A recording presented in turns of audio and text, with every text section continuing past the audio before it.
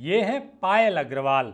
इन्होंने बेहद कम खर्च में केंचुआ खाद बनाने की यूनिट लगाई है और इस यूनिट में ये बड़े स्तर पर गोबर से केंचुआ खाद बना रही हैं। इन्होंने ना शेड लगाया, ना पक्का फर्श बनवाया और ना ही कोई बड़ी मशीन लगवाई।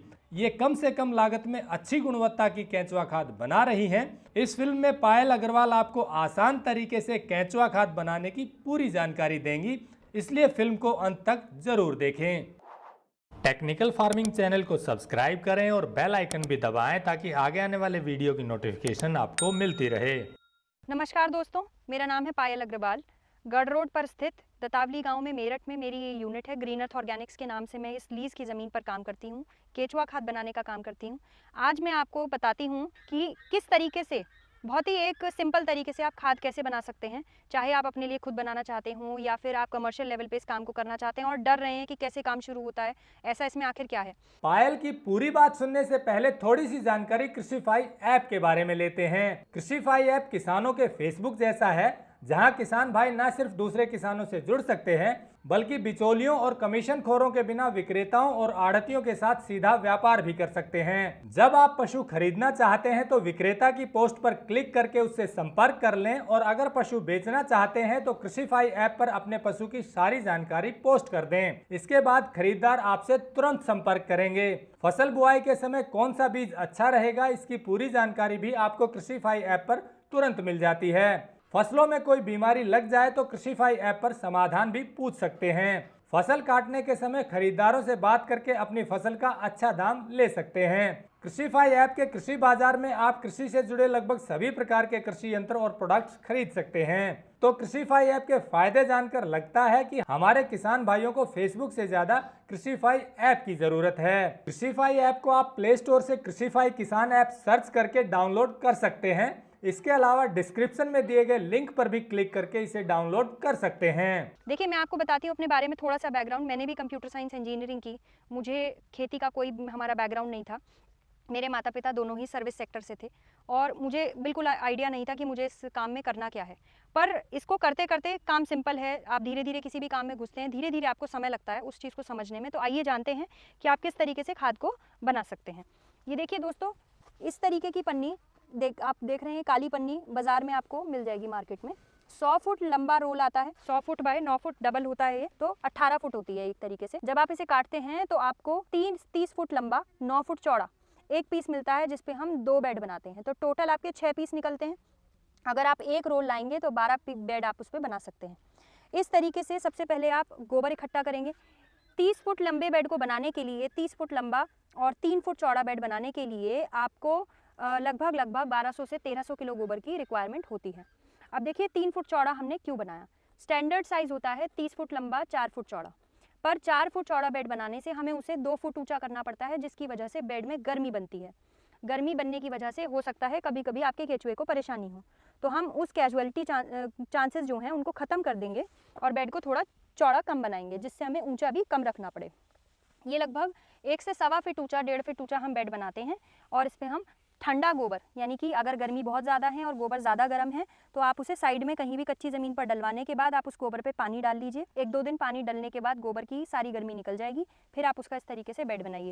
ये देखिए, गोबर में आप इस तरीके से जब हाथ मारेंगे तो आपको हर जगह दिख रहा होगा कि गोबर हमारा गीला है, क्योंकि हम इस पर रेगुलर पानी डालते हैं। जब आप इसको तैयार कर लेंगे, पूरा तैयार करने के बाद में इसके ऊपर केचुआ छोड़ दीजिए। केचुआ छोड़ने के बाद इस तरीके से आप इस पर पराली जो है ढक देते हैं। पराली को आपको सबसे ज़्यादा ज़रूरी चीज़ है, ढकने का इंतजाम बढ़िया होना चाहिए।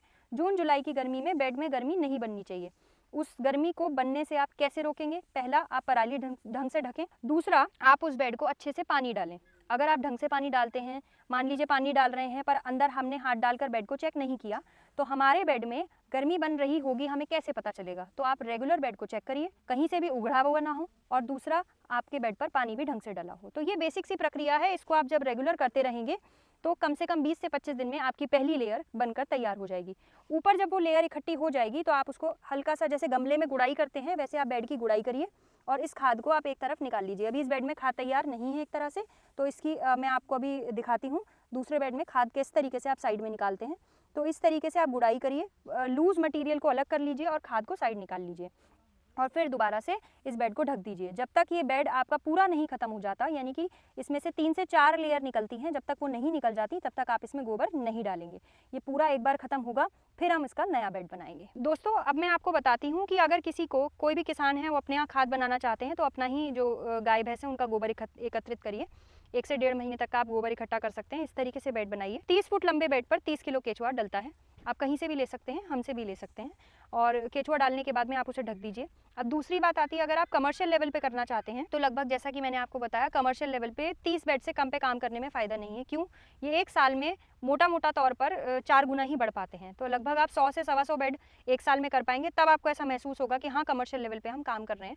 और जब तक हम, मान लीजिए, कमर्शियल लेवल पे काम करने आए, मार्केट में हमारी प्रेजेंस भी होनी चाहिए। तो कुछ फैक्टर्स हैं जिनको ध्यान में रखते हुए मुझे लगता है कि 30 बेड से शुरुआत करना सही रहेगा। तो मैं आपको एक चीज़ और बताना चाहूँगी। देखिए, कोई भी, चाहे वो किसान भाई हों या कमर्शियल लेवल पे इस काम को करना चाहते हों, आपको जितना काम ये आसान दिख रहा है, जैसे मैं बता रही हूँ, आप इन्हीं मेरी वीडियोस को देखिए, इन्हीं वीडियोस को देखिए, इससे नॉलेज कलेक्ट करिए। इसके अलावा तीसरी इसमें कोई चीज़ नहीं है। लुटने का कोई तरीका, मतलब ऐसा कुछ नहीं है कि आप कहीं किसी को ट्रेनिंग के पैसे देकर आएँ या बायबैक के लिए वादा कर आएँ या उनसे किसी भी तरीके का कुछ भी ऐसा नहीं है इसमें। बड़ा आसान काम है। खाद बनाइए और उसको खुद मार्केटिंग करके बेचिए।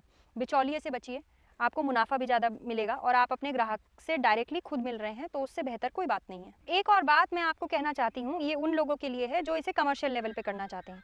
देखिए, किसी भी रूप में पैसे बड़े मेहनत के हैं। हमें अपने पैसों में बिल्कुल आग नहीं लगानी है, हमें उन्हें बिल्कुल बहुत तरीके से खर्च करना है। सबसे पहली बात तो काम क्योंकि आसान है, आप खाद बनाना शुरू करिए। कमर्शियल लेवल पे 30 बेड भी अगर आप लगाते हैं, मैंने 30 से 50 बेड पे खुद काम किया है। मेरे पास अगर लेबर होती भी थी तो मैं 1 या 2 लेबर से काम करवाती थी। शुरुआत में मैं सारा काम अपने आप भी करती थी और लेबर से भी करवाती थी। तो आप खुद इन्वॉल्व रहिए, आपको अपने काम की जानकारी होगी तो आपको कोई भी बेवकूफ़ नहीं बना पाएगा। दूसरा, मार्केटिंग बहुत इंपॉर्टेंट एंगल है। आप खुद अपने सामान की मार्केटिंग करिए। किसी भी एजेंसी, फ्रेंचाइजी, किसी कंपनी पे हमें डिपेंडेंट नहीं रहना है। मार्केट बहुत बड़ी है, हम अपना माल खुद बेचेंगे, ज़्यादा मुनाफा भी मिलेगा और हमारा ग्राहक हमारा होगा। कल को अगर मान लीजिए वो व्यक्ति जो आपको वादा कर रहा है वो नहीं है, तो आप माल किसे बेचेंगे? माल आपको खुद ही बेचना है, खुद मार्केटिंग करनी है। बेचने का बहुत आसान तरीका है। ये जो हमारी खाद है, ये आपका ज़्यादातर किसानों में, आपका जो सब्जी, फल, फूल उगाते हैं वो लेते हैं। आप नर्सरी वालों को अप्रोच कर सकते हैं, वो बहुत लेते हैं। किचन गार्डन वाली लेडीज़ लेती हैं।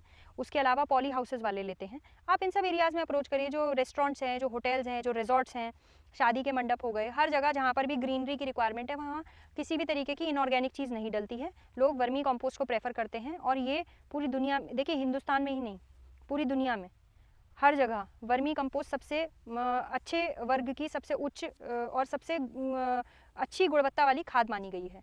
तो मेरा यही कहना है, किसी भी फ्रेंचाइजी एजेंसी से बचिए, अपना माल बनाइए और बेचिए और ज़्यादा मुनाफा कमाइए। अगर आपको यह वीडियो पसंद आया है तो ज़्यादा से ज़्यादा लाइक और शेयर जरूर करें। साथ ही चैनल को सब्सक्राइब करना ना भूलें।